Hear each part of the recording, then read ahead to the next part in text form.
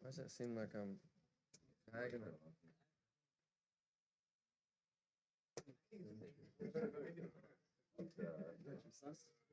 Of the mat. Yeah. Yeah, that should be good there.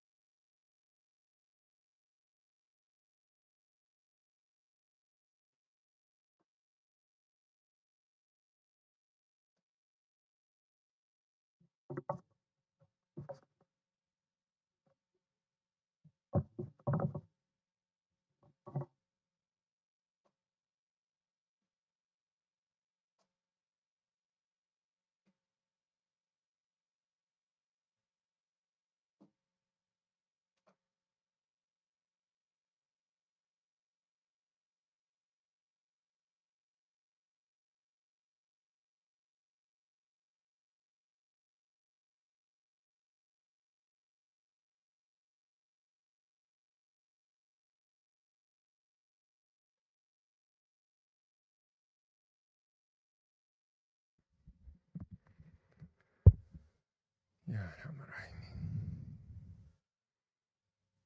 okay, Bismillah. We're going to just review our Ramadan resolutions. Everyone have their Ramadan resolutions handy? Now, mashallah, we're like halfway through. We're pretty much halfway through the month. Let's just take 2 minutes. Everybody review their Ramadan resolutions.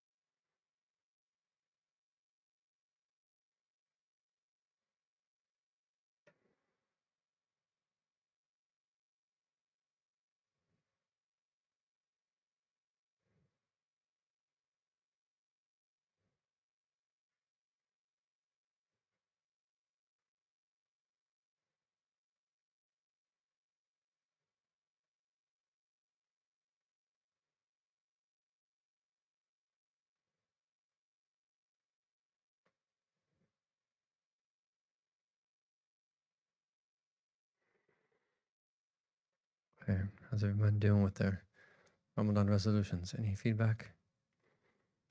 Anything someone wants to share that other people can benefit from?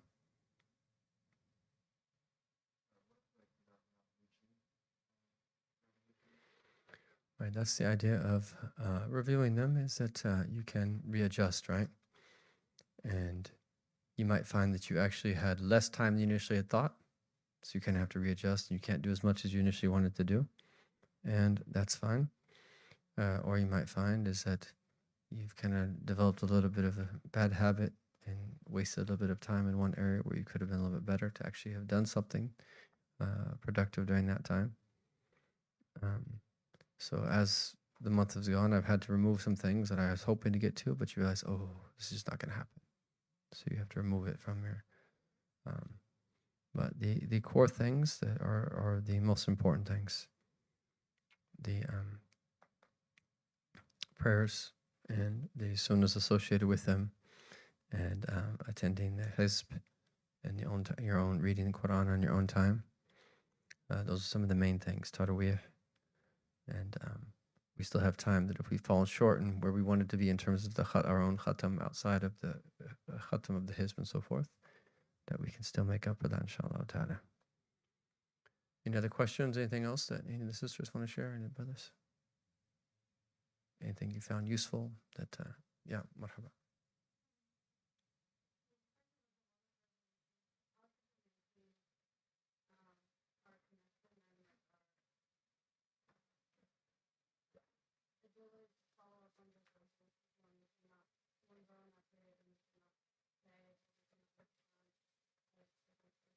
Yeah.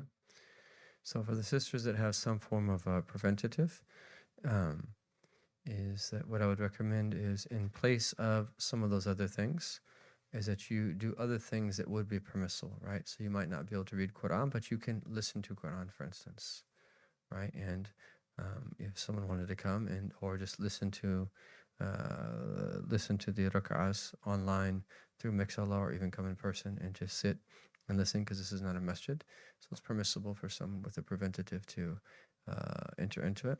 And so what I'd recommend is in that same slot that you replace it with something that you actually can do, right? So that you keep the slot, so that you're at least doing, and then once one's able to get back to what they initially had planned to do in that slot, you get back to that, right? And find creative ways of still keeping a schedule, because that's what you don't want to happen is, okay, that you have some form of preventative, you had a slot where you're doing something, then you just end up wasting time, as opposed to you could do something in place of that.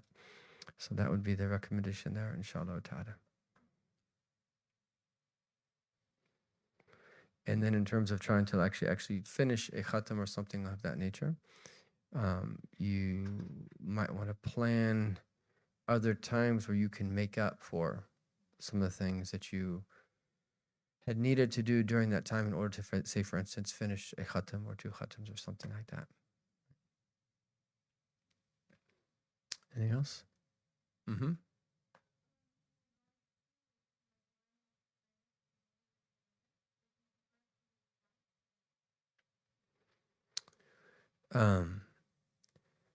So how do the sisters normally do their lines? They usually tend to start from the front, and then they start from this side and go that way and then go to the back.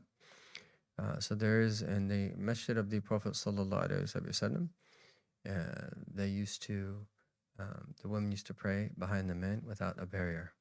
But our Prophet sallallahu alaihi wasallam did indicate as that the best rows of the men were the front rows, and the best rows of the women were actually the back rows. What's the opposite, right? And anything that's closer to sitr, and these types of etiquettes are very important for us to learn. And the world in which we live, you say things like this and people will start thinking in a whole number of different ways. But my opinion here is that we have to just be very honest with these things. We have deen, and deen's based upon submission. And the Lord of the heavens and the earth knows what's best for both men and women, and legislated accordingly.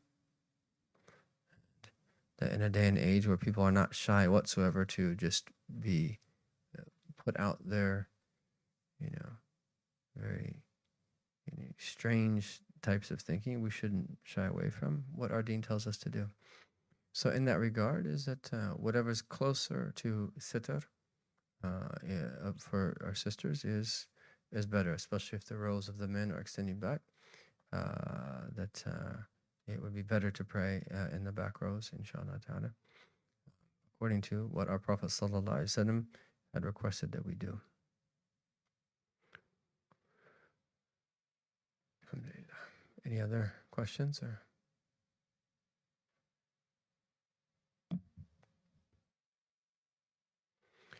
Okay, so we'll just take a few more of these blessed traits from the sifat of Ahlillah, the traits of the people of Allah, based upon various verses in the Quran.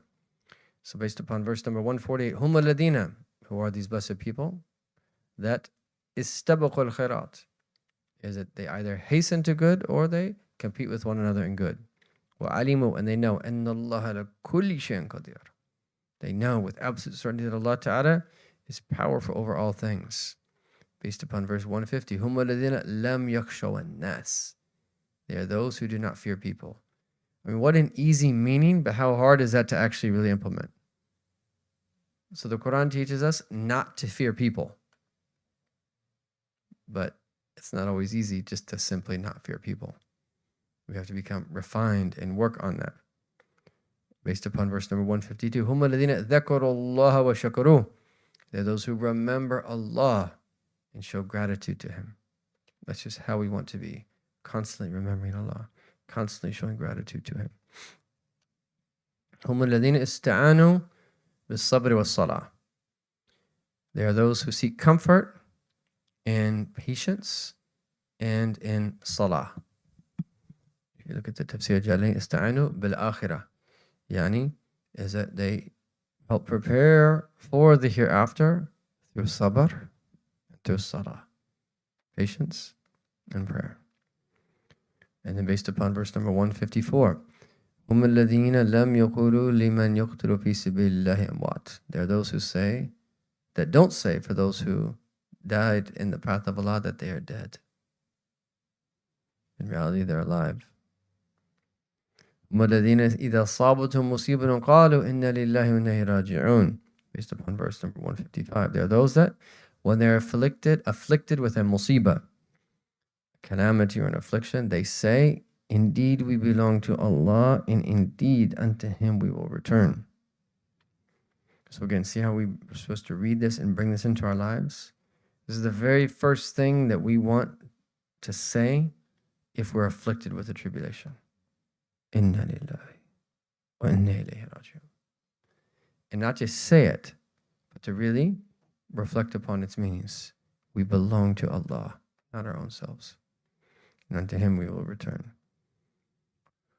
And then based upon verse 158, هُمَ الَّذِينَ تَطَوَّعُوا خَيْرًا. They are those who, as it voluntarily do good. They just do good voluntarily. Based upon verse 160, هُمَ الَّذِينَ تَابُوا وَأَصْلَحُوا وَبَيَّنُوا. They are those who repent, who mend their state, and وَبَيَّنُوا, that clarify. Based upon verse number 165, هُمْ أَشَدُّ حُبًّا لِلَّهِ. That they are those who have intense love for Allah. Based upon verse 168, هُمَ الَّذِينَ أَكَلُوا مِمَّا فِي الْأَرْضِ حَلَالًا طَيِّبًا وَلَمْ يَتَّبِعُوا خُطَوَاتِ الشَّيْطَانِ. There are those who eat from the permissible and good things on earth, and they do not follow the khutawat of shaitan, the whisperings of the devil. And literally khutawat are footsteps. And so even we say, like it's probably more modern Arabic, like khutwa khutwa, right? Little by little. And the whole idea of a khutwa is like it's one step, like even when we say that in English, a step in the right direction. So the idea is that it indicates the gradual nature of the whisperings of shaitan. And this is why that we have, I think we were just reading today, about not even coming close to zina. Not even coming close to zina. Right? Because that abomination outwardly starts with what we let our eyes see. And then one thing after another. And then someone starts thinking about what it is that they saw. And then they start imagining other things. And then it kindles up one's desire. And then that desire becomes strong. And then you get all of the types of wasawwas and whispers to do certain things. And then it leads to A'udhu billah, that abomination. So not even coming close. So shaitan doesn't oftentimes just go to where he really wants us to get little by little. He starts here and then here and then gradually and then boom, he can get you doing what he wants you to do. So the best thing is that we catch shaitan's whisperings early and seek refuge in Allah subhanahu wa ta'ala because he's like a dog. And the best thing is to not fight and battle the dog. If you run away, he's going to chase after you. They sense your fear. If you get closer, he's going to still bark at you. Just call their master. He just like whistles and he calls his name, gives him a command, and he's just waiting. Then he won't harm you anymore. So shaitan, the best way to be spared his whisperings is to seek refuge in Allah tabaraka wa ta'ala. Tayyib. We will go now to etiquette with the Quran. So what page are you on? Okay, so we have the same pagination, which is good. Not objecting to students, reciting with others. Let me see. Just hold your book up for example. Where are you? All right, so it's a slightly different format. Okay, type. Bismillah ar-Rahman ar-Rahim, wassalatu wassalamu ala Rasulillah wa ala alihi wa sahbihi wa man wa ala. From the book Etiquette with the Quran by Imam Abu Zakaria Yahya al-Nawawi, nafa'ana Allahu bihi wa bi'ulumihi fi ad-darain, ameen, ila an qal. Chapter 4, page 14. Not objecting to students reciting with others. The teacher takes every precaution from boasting because of the many people under his tutelage and who patronize him. He is cautious of disliking his students reciting with someone else who offers them benefit. These afflictions put some ignorant teachers to the test, and there are clear indications of the evil intention and corrupt innermost metal of whoever possesses them. Indeed, they are sure proof of the teacher's lack of desire to teach for the sake of Allah Most High, to teach for the sake of the noble pleasure of Allah Most High. Since if he were to desire Allah Most High by teaching the Quran, he would not have disliked his students reading with others. Instead, he should say to himself, I sought Allah's obedience by teaching, and has thus been achieved. The student sought an increase in knowledge by reciting with someone else, and he should not censure the student. Okay, he's going to give us a beautiful statement of Imam Ali. So this is the next fasal, في محظورات نية التعليم. And that summarizes the meaning here is not objecting to students reciting with others. And this, of course, extends to studying with others, benefiting from others, visiting other teachers and other institutions of learning, and so forth and so on. And so he says, وَلْيَحْذَرْ كُلَّ الْحَذَرْ. So that's very difficult to translate. He does a good job here. The teacher takes every precaution. Right? فَلْيَحْذَرْ كُلَّ الْحَذَرْ. كُلَّ الْحَذَرْ. Yani, let this person really be aware of this, is what he's saying here. This is emphasized. So it's not just حَذَرَ حَذَرًا, so it's a maf'ul mutlaq.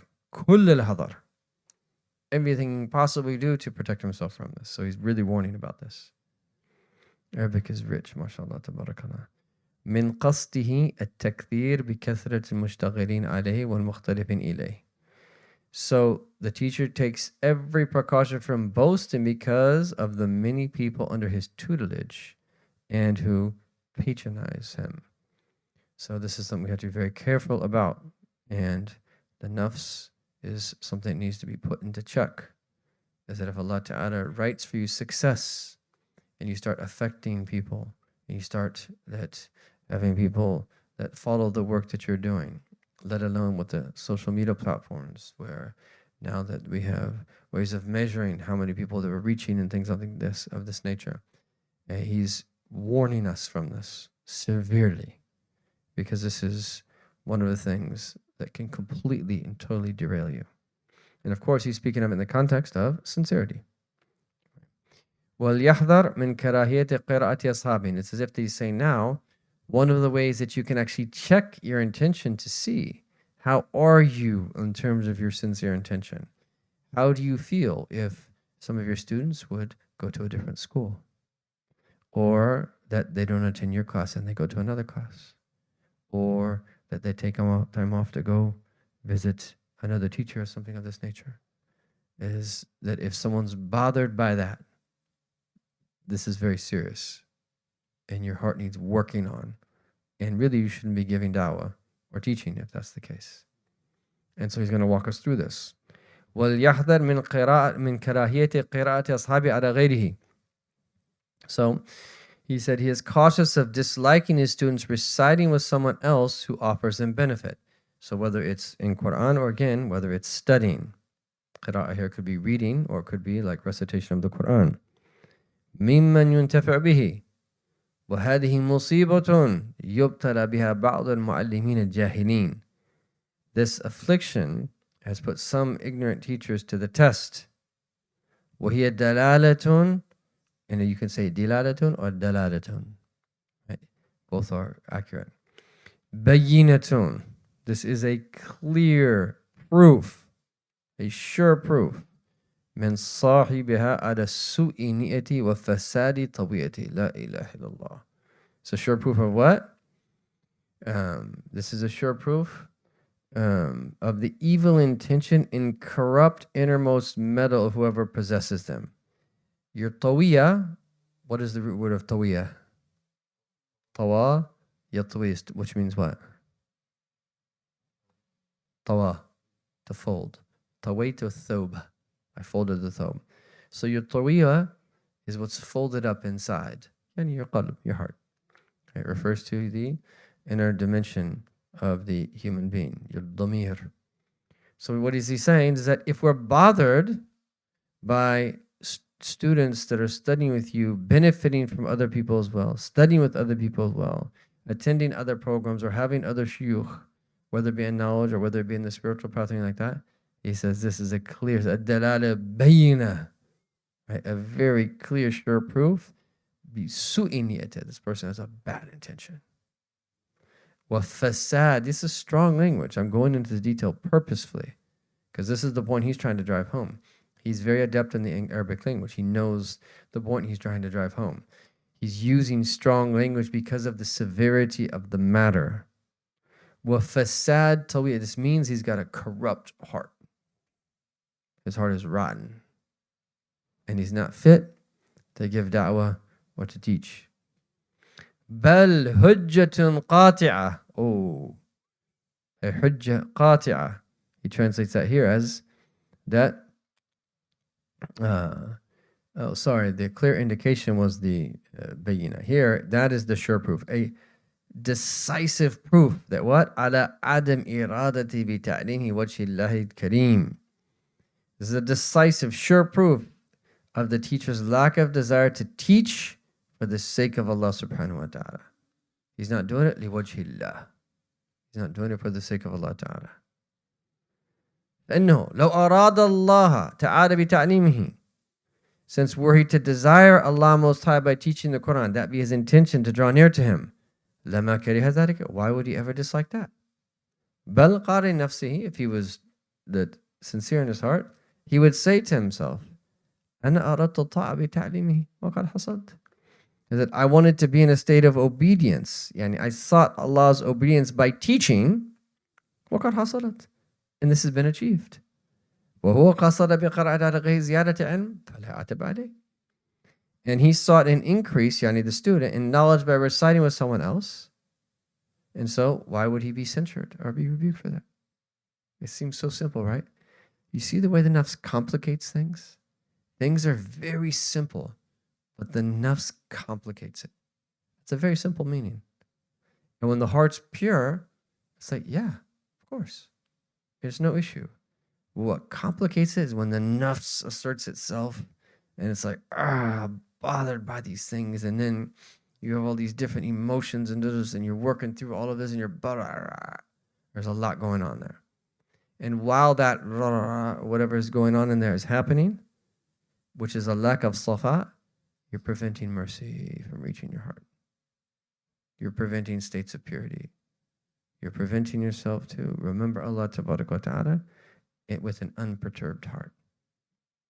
Because the itma'nan that comes from the remembrance of Allah Ta'ala, and then is likewise that the state of the highest degree of the soul, if you break the soul into three, the nafs al-mutma'inna, khalas, it doesn't have any of this going on. It's just Just pure from all these things. And someone's just teaching. They're doing it lillah. Whether there's one person present, 2 people, 1,000 people, it's the same. Right? Whether the people are famous or whether no one knows them, whether they're rich, whether they're poor, all of these different things you'll find is that the nature of the nafs is that it will change and your motivations will differ based upon all these considerations. And so part of going back to serve the community is that you just uproot this from your heart. And this is why what really matters is adab. If people would say that, okay, Maqasid has no knowledge. What have these students been studying? They don't know anything. But they would say that Maqasid students have good adab. That if you don't know something, you can learn it. But if you don't have adab, khalas, there's nothing you can do in life. There's no way to draw near to Allah. And hopefully you'll still attain salvation, but that's really the criteria. If someone comments and says, I don't know about those people, but they have good adab. That's the greatest thing that a teacher can possibly hear about his student, or that a father or mother could hear about their son or daughter. Is people say, walad mu'addab. That's a child of adab. That's the most important thing of all, is adab. And people will say different things about a lot of different things, and these critiques are out there for even schools overseas. What really matters is adab. This is the real key. And this is what we're learning by studying books like this. So then he's going to mention to us a beautiful story. And as you will see here, it's the way he relates his stories, and by doing ta'sil of it, telling us exactly where it's from, and then the way he introduces the imam who narrates it, makes you know that this is an authentic story that was said by Sayyidina Ali ibn Abi Talib. And then knowing that, it eliminates this like, is this a valid story or not? It gives you that trust to be like, this is an amazing piece of knowledge I need to put in practice because it's authentic. We relate in the Musnad of Imam Abu Muhammad al-Darimi, rahimahullah, about whom there is Ad-Darimi, about whom there is consensus on his profound learning and leadership, that Ali ibn Abi Talib radiyallahu anhu said, O bearers of knowledge, act according to your knowledge, since the scholar is the one who acts according to what he has learned and whose knowledge corresponds to his action. There will be groups who possess knowledge that does not go beyond their collarbones. Their action contradicts their knowledge. Their inward state contradicts their outward. They sit in circles vying with one another, until a man becomes angry with the one he sits with, and so he sits with someone else, leaving the other behind. Their actions in these assemblies of theirs do not ascend to Allah Most High. MashaAllah, these are the words of whom? The Bab Madinat al-Ilm. Sayyidina Ali was the door to the city of knowledge. Or you could translate that a little bit better and say the gate to the citadel of knowledge. Sayyidina Ali, no one was more knowledgeable than Sayyidina Ali. He was the most knowledgeable of all of the companions, unconditionally. And that he was the door to the knowledge of our Prophet ﷺ. And so this is an authentic narration. So he says, وَقَدْ رَوَيْنَا. In other words, we have a direct chain of narration back to this great Imam, the Musnad al-Imam al-Mujma' ala hifdhihi wa imamatihi. Right, so this is by consensus. This is an Imam who had the highest degree of precision, how he narrates hadith, and that he was an Imam, someone that is followed. His kunya is Abu Muhammad al-Darimi rahimahullah ta'ala. He narrates this, and the statement goes back to Sayyidina Ali ibn Abi Talib radiallahu anhu, that he says, he's addressing the people of knowledge. Ya hamalat al-ilm, O bearers of knowledge. And again, just as you talk about the hamad of the Quran, when you have knowledge, there's a responsibility that weighs heavy on you by virtue of that knowledge, especially if you're referring to sacred knowledge. I'malu bih, put your knowledge into practice. فَإِنَّ الْعَالِمَ مَنْ عَمِلَ بِمَا عَلِمَ. The true scholar is the one who acts upon what he knows. وَوَافَقْ عِلْمُهُ عَمَلُهُ. And he is someone who, what? Is that? Whose knowledge corresponds to his action. And then he went on to tell us about certain other people. There will be groups who possess knowledge that do not go beyond their collarbones. In Arabic, taraqiyahum. Taraqiyah. And it's the plural of tarquwa. It's your collarbone. So it's the way that the arm is connected to the body. From here, on both sides, all the way to the shoulder. Right? That's what connects the arm, the collarbone. And it's used here in the sense of, is that they have knowledge, but it doesn't go beyond here. In other words, that it's the outward form, but there's no reality to it. And they'll be limited. And what's the state of these people is that their action contradicts their knowledge. Their inner state, their inward state contradicts their outward. May Allah Ta'ala protect us and preserve us. And at very least, we should know that this is a danger and we call ourselves to account for it, and we're not happy with the state. So we continue teaching while taking ourselves to account, recognizing we do fall short. And we're not happy with that. And we hope that every time that we teach, we'll put our knowledge into practice more. And we never make claims that, I'm putting all my knowledge into practice. That's our state. We're broken before Allah because we realize the severity of not practicing what we preach and how we all fall into this. And we don't let ourselves do it. We do everything we can to avoid it. And then we remain broken. And if someone is broken before Allah Ta'ala, it's so much easier to overcome the grip of the nafs because you're just broken. You realize you're just khalas. Right? What do you really have? And so you just do everything that you do, imtithalin amrillah, to fulfill the command of Allah Ta'ala because you've been commanded to do it. Recognizing in and of yourself is that we're all imposters. And so it's not imposter syndrome that debilitates you and that prevents you from actually doing. No, you see yourself as an imposter, but you're just still outwardly do whatever it is that you can do. So you don't leave it outwardly, unless your teachers tell you to leave it. If the teachers limit you to do something, you stay within those limits. But if they tell you to do something, you do it. And then you do your best while recognizing that you don't have anything to offer in the first place. And then that's the secret of thabat, of steadfastness. One of the ways people end up slipping up in losing their steadfastness and their firmness is they have false notions of the self. And this is something that Dr. Sachs, I think he mentioned it in The Collapse of Parenting, about the fragility of young kids and how there was this girl who used to get straight A's and she took like a hard class and got like an F on one of the tests. And it just shattered her world. She had an inflated sense of who she thought she really was and how smart she was. And then she crashed as a result. So in other words, that if we have a false notion of the self and who we are, it's very hard to have thabat and to be firm and to serve this dawah for decades. The hope is that you're all preparing yourselves now to serve the dawah for decades.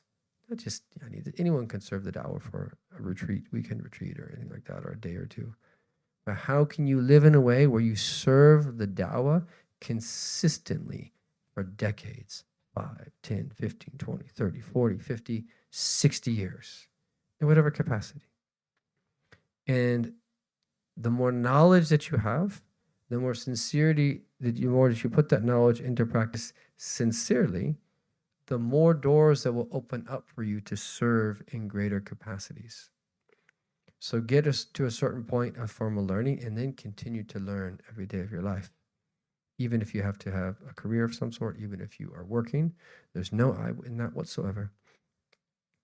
Many of the great callers to Allah subhanahu wa ta'ala that had professions, even habaib, that even great awliya and salihin, would have stores, and they would have tijara, and they'd have ways of that providing for themselves.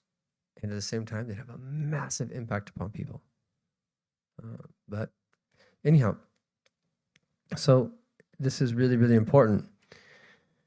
And then this quote ends by saying, they sit in circles vying with one another, right, until a man becomes angry with the one he sits with, and he sits with someone else, leaving the other behind. Their actions in these assemblies do not ascend to Allah Most High. And again, how are we in relation to it? Unfortunately, when you've kind of experienced some of this world of being on what people might call the speaking tour and some of the things that are involved in conference Islam and so forth, unfortunately, you see things that are a little bit shocking. That when you read these books, or you've been committed to a path of at least an attempt to try to be sincere, some of the things that you see seem to contradict that. Now, on one hand, you have a good opinion of people. On the other, you protect yourself because you don't want to be derailed. And there's a lot of fitan out there waiting and lurking. And these are the principles that keep us grounded. And to do work, real work. And as we kind of said before, is that the true people of Allah Ta'ala don't need a lot of flashiness. What the true people of Allah want are people who are going to do consistent work sincerely for an extended period of time. And that's going to be much more effective in rooting Islam in the hearts of our people over the next 50 to 100 years than anything else. And then the statement of Imam Shafi'i. It is rigorously authenticated that Imam Shafi'i rahimahullah said, I hope that people learn this knowledge, meaning his knowledge in books, with the condition that they not attribute a single letter of it to me, molded by good qualities. Look at that. وددت أن هذا الخلق تعلم هذا العلم يعني علمه وكتبه على أن لا ينسب إلي حرف منه. Not a single letter. I didn't want to have to be affiliated with me, or that attribute it to me. Complete ikhlas. So let's just read this next section. We're going to stop a little bit early today. There's a convert iftar at Mall that we're going to attend. So, tafadhal. Molded by good qualities. The scholar should be molded by the good qualities mentioned in the revelation, and the praiseworthy inner qualities and the pleasing happens that Allah Most High guided to. They include abstinence in this world, thinking little of it, and lacking concern for it and its worldly people. They include generosity, open-handedness, noble character, and a cheerful face, but without being immodest. They include discernment, self-control, and being above vile acquisition. They include adhering to scrupulousness, humility, tranquility, dignity, modesty, submission, and avoiding laughter and frequent play. They include adhering to religious tasks such as cleanliness, removing filth and hair that the legislation mentions removing, trimming the mustache, trimming the nails, and combing the beard, and removing offensive smells and offensive clothing. The scholar should take every precaution from envy, showing off, pride, and thinking little of others, even if they are beneath him.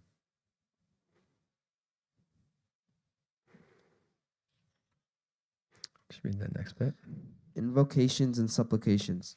The teacher should implement the hadiths that were related concerning saying Subhanallah, sublime and perfect is Allah, La ilaha illallah, there is no deity except Allah, and other litanies, adhkar, and supplications. The teacher should be constantly conscious of Allah Most High, when alone and when in public, and his reliance in all of his affairs should be upon Allah Most High. In the copy that I have, that's actually included in that same fasl, in that same section. So he just lists a series of good qualities. You could go through and spend several lectures and sessions just going through each of these qualities. But we're just going to go over them. These are the qualities that we want to have. And he starts with az-zahada fi dunya. وَالتَّقَلَّلْ مِنْهَا, detaching from this world and thinking little of it, and that lacking concern for it and worldly people. Just not being enthralled by all of this fame and celebrity status and all these types of things and wealth and riches, and just not being into that, right? And, think about the reflection the other night, the verse that Ustad Anjum had commented on in Surah Al-Kahf about the nature of this world. And then before that, when we were speaking about the two people of the garden, this world's going. What are we really placing so much importance on it for? But then all of these good traits internally, like generosity and the cheerfulness of face, but everything has its boundaries, not to the point where we do something that is immoral. Forbearingness, amazing trait, patience, and so forth and so on. And that, and then that when he says that avoiding laughter, everything's balanced. A balanced amount of laughter, a balanced amount of jest and joking. Now, and then making sure the outward appearance as well. This is a part of a student of knowledge, is that your outward appearance should be arranged, that your hair should be combed, that you should have clean fingernails, is that you shouldn't have foul smells coming from you, even though that you might be away from your families and you might not have, it might be more difficult to do your laundry, but you want to be well kept outward. It's a part of being a student of knowledge, as well as a teacher. You want to be well kept. And I remember that there were people when they were not well kept, is that didn't go over very well in traditional schools. You want to be well kept. You don't go to excess and sit in the bathroom and adorn yourself for the excessive periods of time, but is that there's a basic level of cleanliness. So there's traits of the heart, then there's a way that you carry yourself outwardly as well. And then completely avoiding, he says it here again, وَلْيَحْذَرْ كُلِّ الْحَذَرْ. He warns us in the most severe of ways to let envy take root in your heart, ostentation, ujub, being impressed with yourself, ihtiqar ghayri, looking down upon other people. And then is that look at the various ahadith that speak about the ways we adorn our tongue with the remembrance of Allah Ta'ala, saying Subhanallah, saying La ilaha illallah, and the various other types of invocation and da'wat. And then when you raqib Allah Ta'ala fi sirri wa alaniyatah, is that we are aware that Allah Ta'ala sees us, and that we are constantly conscious of Allah Most High when alone and when in public. And then that our reliance in all of our affairs should be upon Allah subhanahu wa ta'ala. Again, very easy to read over, much more difficult to live. May Allah Ta'ala bless us with amal and to put these blessed meanings into practice. Ya Arhamar Rahimeen. Do a short qasida. Allah.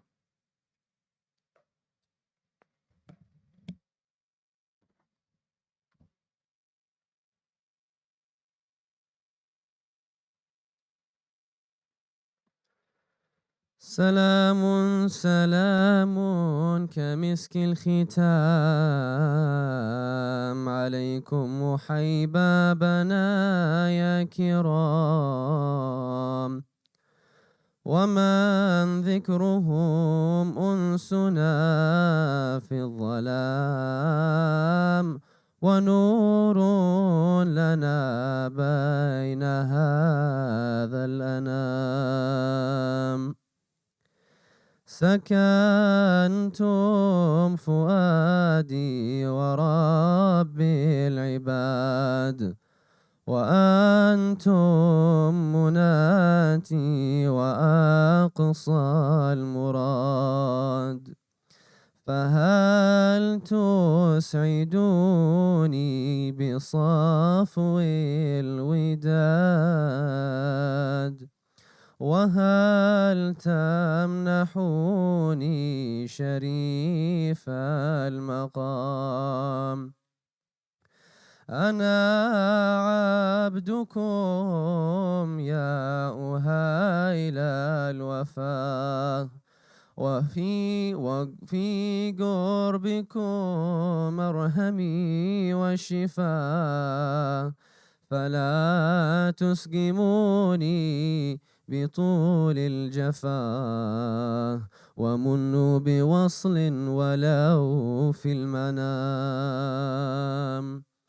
أموت وأحيا على حبكم، وذلي لديكم وعزي بكم، وراحة روحي رجاء قربكم، وعزمي وقصدي إليكم دوام. فلا عشت إن كان قلبي سكن إلى البعد عن أهله والوطن، ومن حبهم في الحشا قد قطن، وخامر مني جميع العظام. إذا مر بالقلب ذكر الحبيب،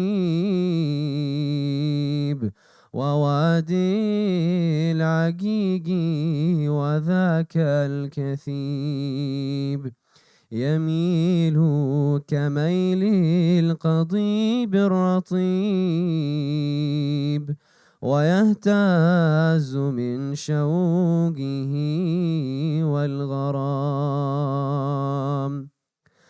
أموت وما زرت ذاك الفنا، وتلك الخيام وفيها المنى، ولم أدن يوما مع من دنا، للأثم المحيا والشرب المدام.